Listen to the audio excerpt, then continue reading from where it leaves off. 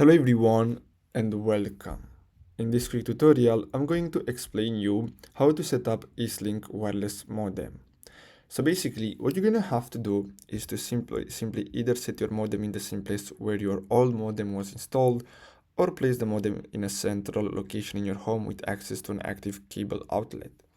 Now simply connect the coaxial cable to an active cable outlet and onto the back of the modem. If you want to connect using a wired connection, use the Ethernet cable provided and plug one end into an Internet port on the back of the modem and the other end into your device or computer. Now simply plug the power adapter that came in with your modem into an electrical socket and then connect it to the back of your new modem.